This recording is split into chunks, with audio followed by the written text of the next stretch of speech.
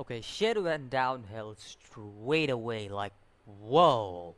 Like, I was like, just whoa. Now, basically, this episode, oh my god, there's so much in this episode. So much happening in this episode. Okay, I needed my mind to calm down because what I saw was just, whoa. Okay, first, let's go to the first part. Serena, she basically gets a stick, a yo-yo. Kind of reminds me of Kilo, but fuck that. I know. Kind of reminds me of Kilo in a way. How Kilo used to just go with the yo-yos and stuff, you know? And what if anybody doesn't know what I'm talking about? It's Hunter x Hunter. Yo-yos from Hunter x Hunter. That's classical yo-yo. Come on, man. Like who hasn't watched Hunter x Hunter? It's classical yo-yo. Kilo always had that yo-yo when he learned to use Nen. But that kind of reminded me of that. I'm not saying in any way she's any resemblance to Killa or anything. She isn't. She isn't. Like, yo, why would he kill a crow? I don't know what goes through her mind, but okay. Yeah. Yeah. So, well, for some reason the crow didn't have any blood, so okay. That was weird. But anyways, basically she gets the yo-yo. She understands everything that's happening around her. So yes, Serena, there you go. Great job. You got another villain. Magical Hunter successor. There you go. Now, after that, next part is what was the next part? Oh, brother. Oh my god, this brother. The brother is the worst kind of brother. He sees everybody like a meatball. Scum. That's basically what he sees everybody. Worst type of brother, like legit. I'm just looking at your holding my chin, holding my beard, and just being like, I am wondering what goes through this guy's mind. This was my expression for the first three episodes, okay? And this episode, I just know what it goes through his mind. Everybody's scum. That's all goes through his mind. And the worst type is Nijima. Yeah, that's what he said. The worst type of scum is Nijima. Even though I'll say she was annoying for me, I wouldn't call her scum. I mean, she's only here to exact revenge. And it's very natural. For example, if your childhood friend or a best friend dies in front of you and you already know who the killer is, you will either do two of three things. I'm sorry, one of two things. Why did I say two of three things? Wow, I'm crazy. One of two things. Number one, exact revenge. Number two, run away.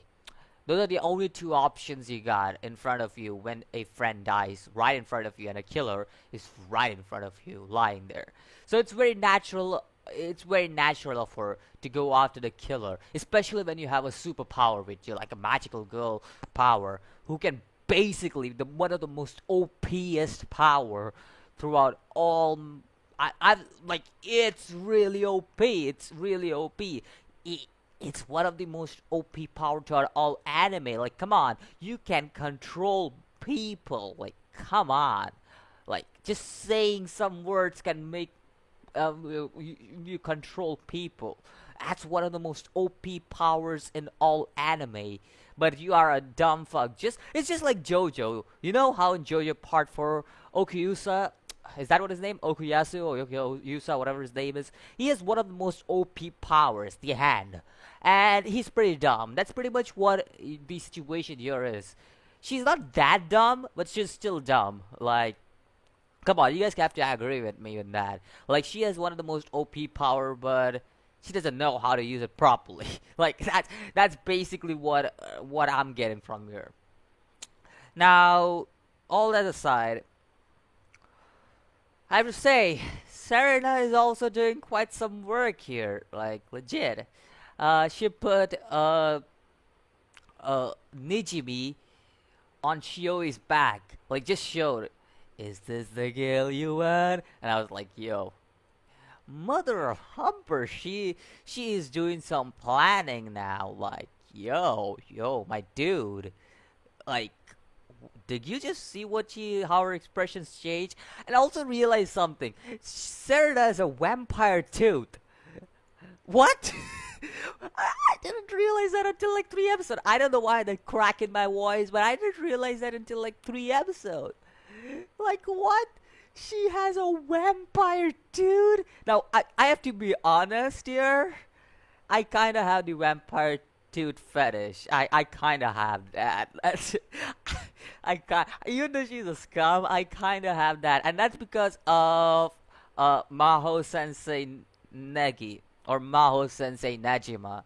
Like, uh, if anybody remembers that show, you guys might remember Evangeline McDonald.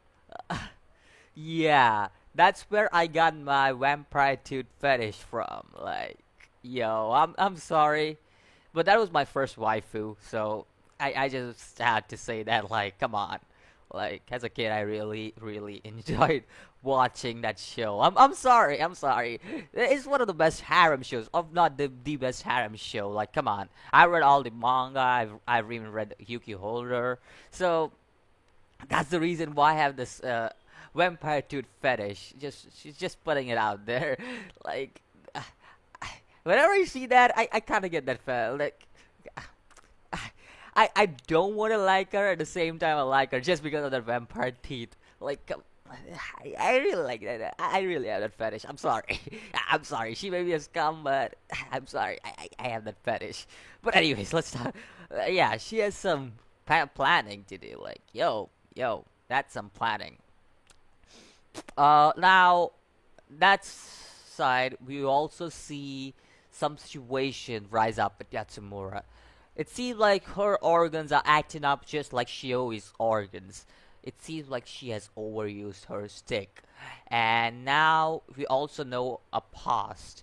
What happened in her past, basically. Basically, her family, a typical school story. A family was killed, she got a power, but one thing that's not typical is she's begun to torture this man. And she's like, she's not gonna die until I say so. Whoa. Well, very understandable situation. It's a very typical story, but the ending isn't typical. That's basically what it is. A very typical story. My family was killed. Like every superhero. Tell me which superhero. Like most of, not every, but most of superheroes have the same typical story. Like, for example, Superman. Family was killed. Spider-Man, Uncle Ben was killed. Uh, who else? Batman. I know I'm comparing magical girls to all these superheroes, but it's a very typical story, even in anime. For example, Goku. Oh, I should take Vegeta for example. Whole race was erased. Uh, who else? Let's see. Who else? I know I've seen the animes where the family. Oh, Naruto. Family was killed. Yeah, like if you see like animes, even in the animes, it's a very typical story, but the ending is very much not typical. The ending of this story pretty much makes it terrifying. Like you want a quick death. You want a quick death when you fight a villain. When you're a villain, you want a quick death. That's what I mean. You want a quick death when you're a villain. But if you're tortured like that, oh, yo, shit's gonna. You have to get the most. Oh, ho, ho, ho. Now let me just predict something. Dejima is gonna kill Shioi. That's gonna be very obvious. Yatsumura is going to survive because we know at the start we saw Yatsumura survive. She was with she was with Asagiri, so it's very natural for her to survive. And I don't know how many episodes the series is. I think it's 13, if I'm correct. I may be wrong, but yeah, this all over episode was pretty going downhill type of episode. A setup for things that are gonna go downhill. Also, the Tempest. That's a creepy looking Tempest. I don't know about the voice. the voice is like the voice is like an old granny speaking, like legit. It's an old granny speaking, the voice. But the look is very creepy. Like those two men do not the voice and the look just don't match. Like it's very unnatural. But anyways, that's the Tempest pretty much. It was introduced in the he was introduced in the I can't even know. Is it a he?